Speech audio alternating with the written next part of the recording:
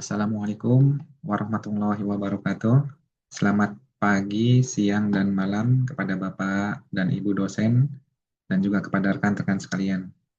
Perkenalkan, kami dari kelompok 2 yang terdiri dari saya sendiri Slamet Riyadi, Bapak Muhammad Fahrul Rozi, Ibu Dian Astuti Permatasari, dan juga Bapak Wahyu dan Ibu Nurul Mutiara.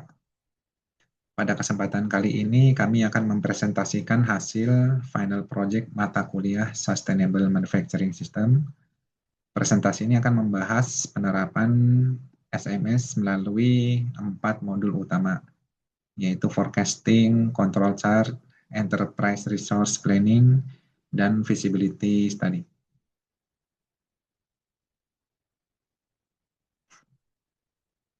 Sebagai pengantar, mari kita lihat latar belakang dari proyek ini.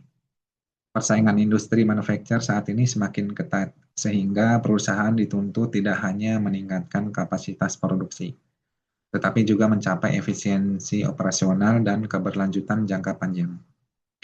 Oleh karena itu, diperlukan perencanaan produksi yang akurat, pengendalian kualitas yang konsisten, sistem informasi terintegrasi, serta studi kelayakan yang matang. Pendekatan Sustainable Manufacturing System menjadi solusi komprehensif untuk menjawab tantangan tersebut. Dari latar belakang tersebut, kami merumuskan beberapa masalah utama yang akan dijawab melalui proyek ini. Pertama, bagaimana memprediksi permintaan produksi secara akurat. Kedua, bagaimana mengendalikan kualitas proses produksi. Ketiga, bagaimana mengintegrasikan proses bisnis melalui sistem ERP. Dan terakhir, apakah proyek manufacture yang dijalankan layak secara finansial? Rumusan masalah ini menjadi dasar analisis kami dalam keempat produk. Selanjutnya, tujuan dari proyek ini adalah menyusun peramalan permintaan dengan metode statistik yang tepat. Mengendalikan variasi proses produksi melalui control chart, mengintegrasikan proses bisnis menggunakan ERP Odoo, serta menilai kelayakan investasi melalui feasibility study. Dengan tujuan tersebut, kami berharap dapat memberikan gambaran menyeluruh mengenai penerapan SMS untuk mendukung produktivitas, efisiensi, dan keberlanjutan perusahaan. Baiklah, slide berikutnya akan dilanjutkan oleh rekan saya, Bapak Muhammad Fahrul Rozi. Modul 1 yaitu forecasting. Pengumpulan data forecasting yang pertama yaitu menggunakan data historis permintaan produk dari periode sebelumnya, kemudian data dianalisis berdasarkan customer untuk melihat pola dan variasi permintaan, kemudian mengidentifikasi fluktuasi jumlah order serta pola permintaan antar periode. Berikut ini yaitu data sales yang ada di studi kasus, kemudian selanjutnya ada data NIM dari kelompok kami, kemudian di sini ada data sales plus NIM, selanjutnya yang sebelah kanan yaitu adalah grafik sales plus NIM. Berikutnya yaitu pengolahan data forecasting. Pengolahan data dilakukan menggunakan metode TSD, Moving Average, Winters, dan Holds. Hasil peramalan dievaluasi menggunakan indikator error MAPE, MAD, dan MSE. Metode dibandingkan untuk menentukan tingkat akurasi terbaik. Berikut ini adalah hasil dari generate yang kita lakukan. Kemudian ada moving average, holds, time series decomposition, dan winter. Berikut ini adalah hasil overall comparison. Selanjutnya yaitu analisis data forecasting. Berdasarkan analisis penjualan Hemnes Bedframe 2 tahun terakhir menggunakan 4 metode peramalan. Metode TSD menunjukkan tingkat akurasi tertinggi, yaitu dengan error terendah MAP 2,97%, MAD 189,54, dan MSE 54.407. Metode Holtz dan Winter cukup baik namun kurang akurat dibanding metode TSD. Sedangkan moving average menghasilkan error terbesar Dengan demikian, TSD direkomendasikan sebagai metode peramalan terbaik karena mampu menangkap pola tren dan musiman secara optimal. Nah, selanjutnya yaitu ada modul 2, control chart. Nah, ini adalah pengumpulan data control chart. Data yang digunakan merupakan data kualitas proses produksi, khususnya karakteristik produk yang bersifat variabel.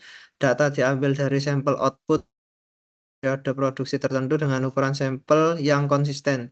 Setiap sampel dianalisis untuk melihat variasi ukuran dan kualitas produk yang mencerminkan stabilitas proses produksi.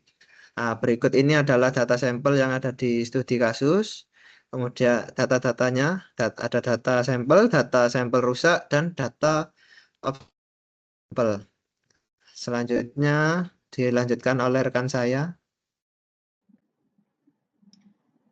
Baik, terima kasih Pak Farul Rozi. Selanjutnya saya Dina Suti akan melanjutkan pada bagian pengolahan data untuk modul 2 yaitu control chart.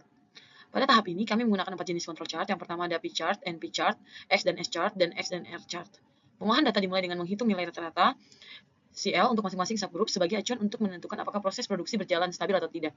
Setelah itu kami menentukan batas kendali atas UCL dan batas kendali bawah LCL untuk tiap jenis chart yang akan digunakan. Jenis control chart yang digunakan adalah sebagai berikut. Yang pertama adalah X-bar chart digunakan untuk memantau rata-rata proses, R-chart digunakan untuk melihat variasi atau rentang data pada tiap subgroup, P-chart digunakan untuk memonitor proporsi cacat, dan terakhir ada NP-chart digunakan untuk melihat jumlah cacat secara absolut pada sampel. Melalui perhitungan ini, kami dapat mengetahui apakah variasi proses yang terjadi masih normal, common cause, atau sudah menunjukkan signal adanya special cause. Berikutnya adalah analisis data control chart, di mana hasil menunjukkan ada beberapa temuan penting. Yang pertama X-bar chart, di mana rata-rata subgroup berada di sekitar garis tengah, yaitu sekitar 120,118 dan 120,094, namun terdapat satu titik, yaitu subgroup 3 yang melewati batas UCL. Ini menjadi indikasi adanya special cause variation yang perlu ditindaklanjuti. Untuk titik lainnya, semua masih berada dalam batas kendali. Selanjutnya ada R-chart, di mana nilai rentang masih berada dalam batas kendali antara 0,171 sampai 2,335, di mana menunjukkan bahwa variasi di dalam subgroup masih stabil. X-bar dan S-chart, di mana seluruh subgroup berada dalam rentang LCL dan UCL dengan standar deviasi relatif kecil, sehingga proses dapat dikatakan konsisten. Selanjutnya ada P-chart, di mana proporsi cacat rata-rata adalah 5,40% dan seluruh titik berada dalam batas kendali. Artinya apa? Tidak ada pola abnormal. Yang terakhir ada NP-chart, jumlah cacat rata-rata sebesar 5,88 unit juga berada dalam batas kendali tanpa polaran atau tren. Secara keseluruhan, proses dapat dikatakan stabil dengan satu potensi special cause yang perlu dikaji lebih lanjut. Selanjutnya saya akan masuk ke modul 3 yaitu ERP, di mana pada tahap pengumpulan data, kami mengidentifikasi seluruh komponen yang dibutuhkan untuk memodelkan proses bisnis. Data yang kami gunakan meliputi data produk dan bill of material atau BOM untuk melihat struktur produk serta kebutuhan bahan baku.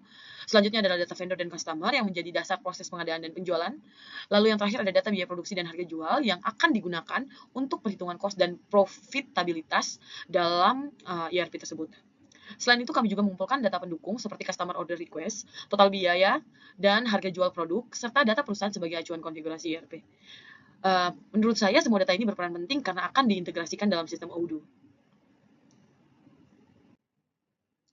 Selanjutnya, pada tahap pengolahan data, seluruh data yang dikumpulkan sebelumnya kemudian kami integrasikan ke dalam modul ERP berbasis aplikasi Odoo, di mana modul yang digunakan mencakup sales untuk pencatatan dan konfirmasi order, manufacturing dan MRP yaitu perencanaan dan eksekusi proses produksi, purchasing yaitu pengelolaan pembelian bahan baku, inventory yaitu pemantauan persediaan secara real time, dan accounting sebagai pencatatan transaksi biaya dan keuangan.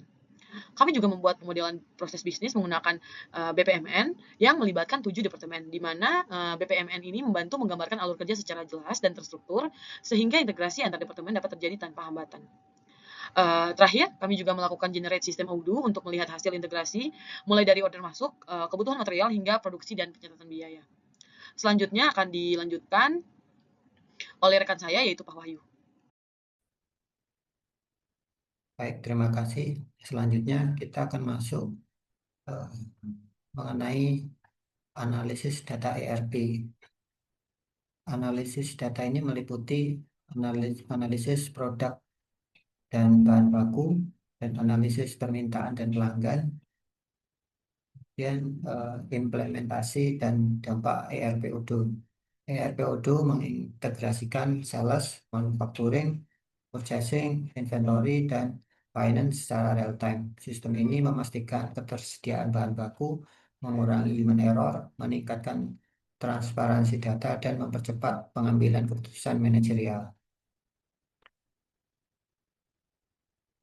Kemudian kita akan masuk ke modul 4, Feasibility Study. Pengumpulan data feasibility study.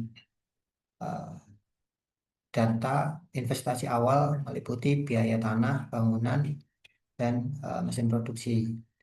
Kemudian ada biaya operasional yang mencakup tenaga kerja, bahan baku, dan overhead. Kemudian data proyeksi pendapatan dan arus kas dikumpulkan sebagai dasar analisis kelayakan proyek. Bisa dilihat berikut tabel data investasi awal, dan ada tabel data pengeluaran proyek. Setelah pengumpulan data, kita lakukan pengolahan data. Dilakukan perhitungan total investment sebagai kebutuhan modal awal proyek. Kemudian aset dihitung nilai depresiasinya untuk mengetahui beban biaya tahunan, dan disusun project cost dan income untuk mengetahui kinerja finansial proyek. Dan proyeksi cash flow selama 5 tahun digunakan untuk menilai kemampuan proyek, menganalisis keuntungan. Bisa dilihat berikut tabel data perhitungan RAB dan perhitungan penyusutan aset, tabel data perhitungan biaya operasional, kemudian ada perhitungan pendapatan penjualan selama tahun ke-1 dan sampai tahun ke-5. Demikian, terima kasih.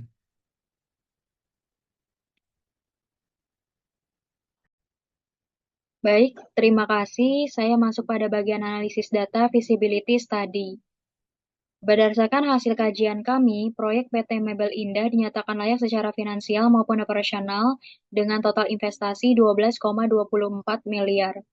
Dana ini difokuskan pada aset tetap seperti tanah, bangunan, dan mesin untuk menjamin kapasitas produksi jangka panjang dengan beban penyusutan yang stabil di angka 646,65 juta per tahun. Meskipun biaya operasional tinggi karena sifat industri yang padat karya, perusahaan mampu menutupinya dengan pertumbuhan pendapatan yang signifikan. Pendapatan diproyeksikan melonjak dari 18,89 miliar di tahun pertama menjadi 27,66 miliar pada tahun kelima. Secara finansial, proyek ini sangat sehat dengan NPV positif 1,9 miliar dan IRR 23%. Modal diprediksi kembali dalam 3 tahun 2 bulan. Keunggulan tambahan perusahaan terletak pada komitmen green productivity yang menjamin profitabilitas sekaligus keberlanjutan jangka panjang. Sebagai kesimpulan, integrasi sistem peramalan yang akurat dengan penggunaan control chart telah berhasil meminimalkan risiko persediaan serta menjaga konsistensi kualitas produk. Dukungan sistem ERP untuk transparansi data real-time, ditambah hasil feasibility study yang menyatakan proyek ini layak secara finansial, juga membuktikan bahwa penerapan keempat modul ini secara terintegrasi adalah solusi tepat untuk meningkatkan produktivitas, efisiensi biaya, dan keberlanjutan jangka panjang PT Mebel Indah. Sebagai tindak lanjut, kami menyarankan perusahaan untuk melakukan evaluasi berkala terhadap metode forecasting agar tetap relevan dengan dinamika pasar, serta memperkuat pengendalian kualitas melalui pemantauan control chart yang konsisten. Optimalisasi sistem ERP juga perlu didorong melalui peningkatan disiplin input data dan pelatihan SDM, dibarengi dengan monitoring ketat terhadap fluktuasi biaya operasional serta material dan energi. Terakhir, pengadopsian prinsip green productivity dan continuous improvement akan menjadi kunci utama dalam menjaga daya saing serta keberlanjutan operasional perusahaan. Demikian pemaparan hasil analisis kami mengenai PT Mebel Indah melalui integrasi strategi yang tepat mulai dari peramalan prinsip green productivity. Kami yakin perusahaan siap menghadapi tantangan industri manufacture dengan lebih tangguh dan berkelanjutan. Terima kasih atas perhatian Bapak, Ibu, dan rekan-rekan sekalian. Selamat pagi, siang, dan malam.